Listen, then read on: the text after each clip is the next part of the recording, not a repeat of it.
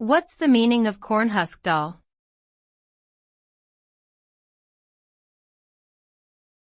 Cornhusk doll.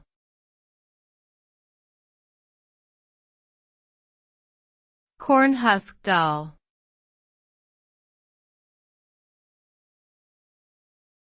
Cornhusk doll.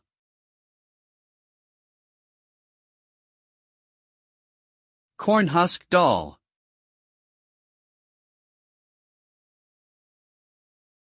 A cornhusk doll is a traditional Native American craft made from the dried leaves or husks of corn.